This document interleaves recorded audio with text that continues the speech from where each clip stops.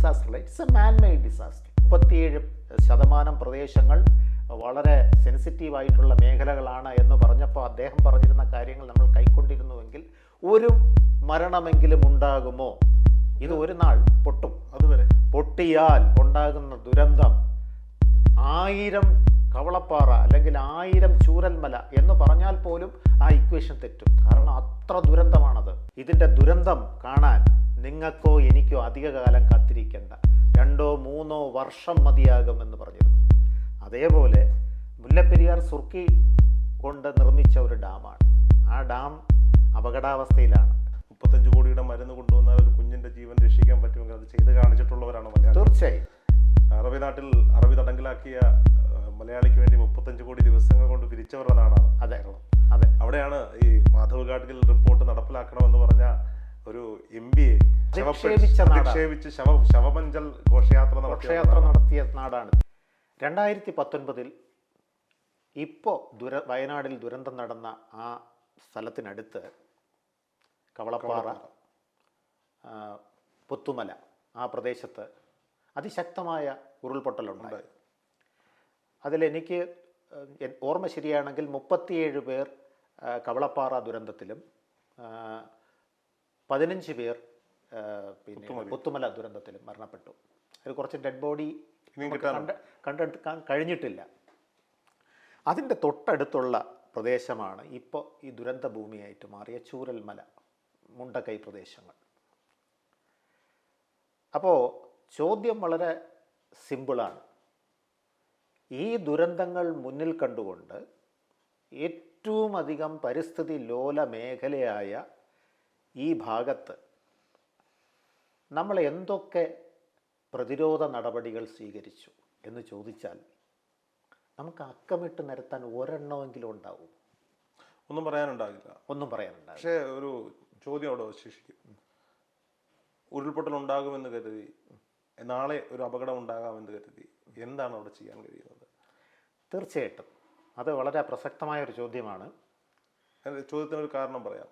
സർക്കാർ അവസാനം പുറത്തുവിടുന്ന റിപ്പോർട്ട് അനുസരിച്ച് 5500 പരം പേരെ അവിടെ നിന്ന് രക്ഷപ്പെടുത്തി കഴിഞ്ഞു.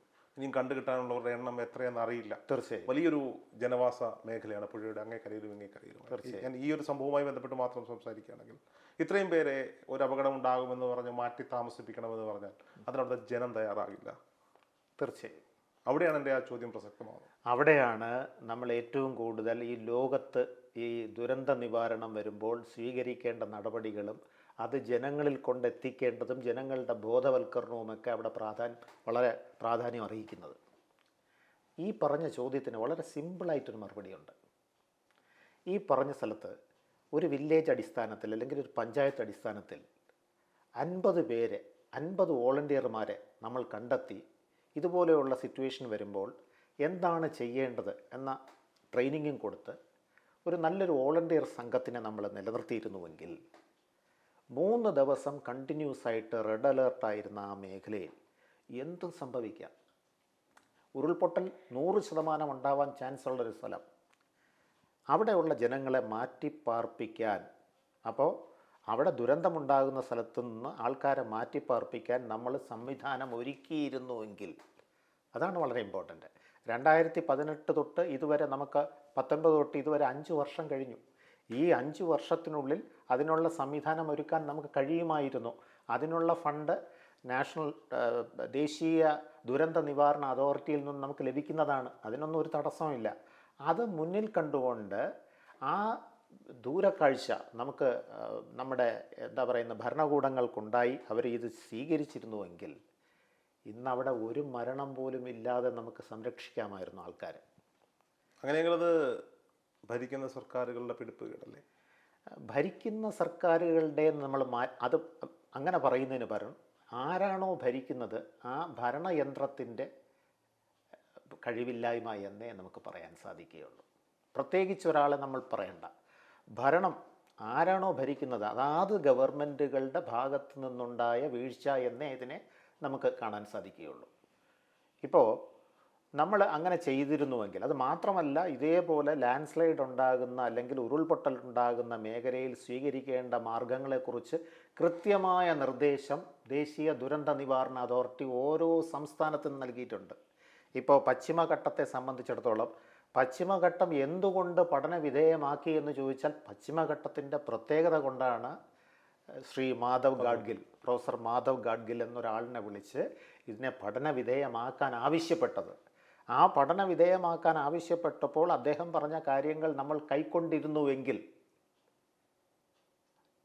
ഇതിൽ 37% പ്രദേശങ്ങൾ വളരെ സെൻസിറ്റീവായിട്ടുള്ള മേഖലകളാണ് എന്ന് പറഞ്ഞപ്പോൾ അദ്ദേഹം പറഞ്ഞിരുന്ന കാര്യങ്ങൾ നമ്മൾ കൈക്കൊണ്ടിരുന്നുവെങ്കിൽ ഒരു മരണമെങ്കിലും ഉണ്ടാകുമോ? ഇപ്പോൾ 10 കോടി രൂപ വയ്ക്കുക, ഒരു ജീവൻ വയ്ക്കുക, ഏതാ വലുതെന്ന് ചോദിച്ചാൽ ഒരു മനുഷ്യജീവനെ വില കൊണ്ടൊരിക്കലും അതിനെ ഇക്വേറ്റ് ചെയ്യാൻ ഒക്കില്ല. അപ്പോൾ മനുഷ്യരുടെ ജീവനെ സംരക്ഷിച്ചെടുക്കുക ഒരു ഗവൺമെൻറ്റിൻ്റെ പ്രാഥമിക കടമ എന്ന് പറയുന്നത്. അതിലെ ആൾക്കാരുടെ ജീവനും സ്വത്തിനും സംരക്ഷണം നൽകുക ആദ്യത്തെ പ്രഥമ കർത്തവ്യം അതാണ്. അതിന് ശേഷമേ വരുന്നുള്ളൂ ബാക്കിയുള്ളത്. അപ്പോൾ ഇവിടെ പ്രഥമ കർത്തവ്യം ലംഘിക്കപ്പെടുന്നു.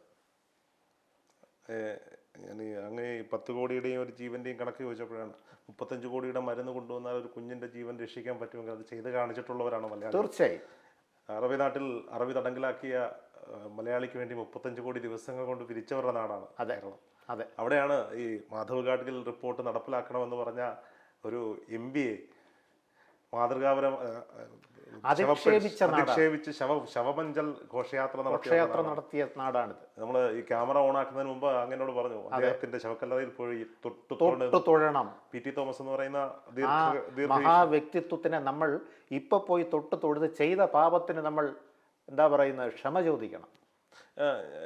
നമ്മുടെ വിഷയത്തിലേക്ക് വരികയാണെങ്കിൽ 24-ന്റെ ഒരു വാർത്ത രാവിലെ മോർണിംഗ് ഷോ ഈ സംഭവം ദുരന്തം നടന്നതിൻ്റെ അന്ന് റിപ്പോർട്ട് ചെയ്യാണ് അവിടെ.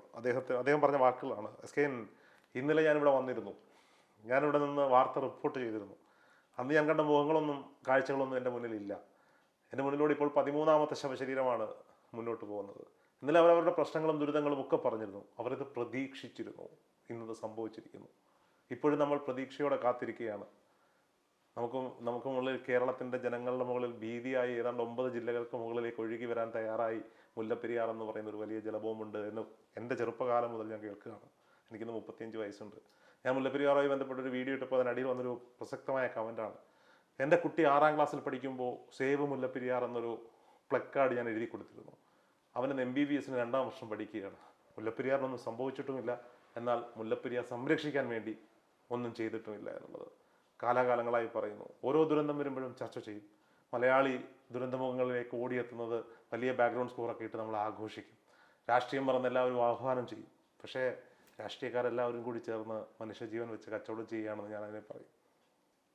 അതെ, അങ്ങനെ നമുക്ക് ഇന്നത്തെ സ്ഥിതിയിൽ അങ്ങനെ വിലയിരുത്തുന്നവരെ നമുക്ക് ഒരു കാരണവശാലും ഒന്നും വിമർശിക്കാൻ സാധിക്കുകയില്ല.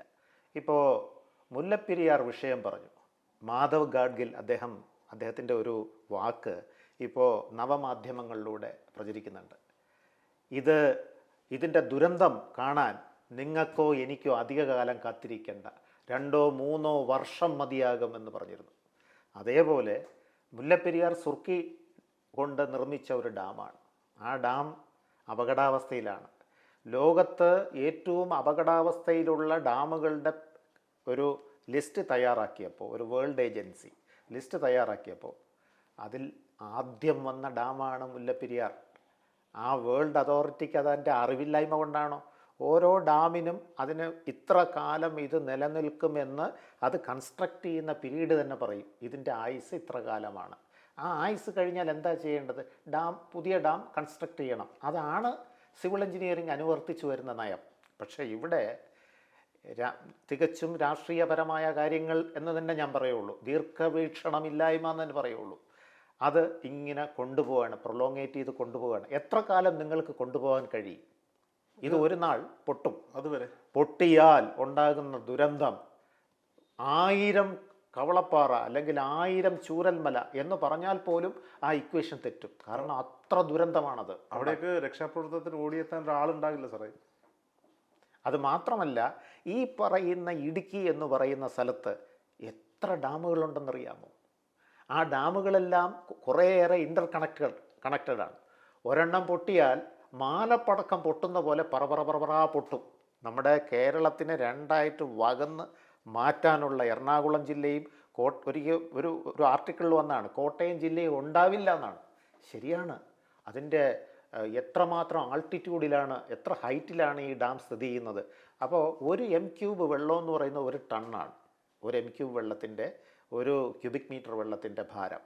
ആ m³ വെള്ളം മോളിൽ നിന്ന് താഴോട്ട് പതിക്കുമ്പോൾ അതിൻ്റെ കൈനറ്റിക് എനർജി എല്ലാം കൂടെ വരുമ്പോഴത്തേക്കും അതിൻ്റെ ആ ഫോഴ്സ് എന്ന് പറയുന്നത് നമ്മൾ ഉദ്ദേശിക്കുന്നതിനേക്കാളും മുകളിലാണ്.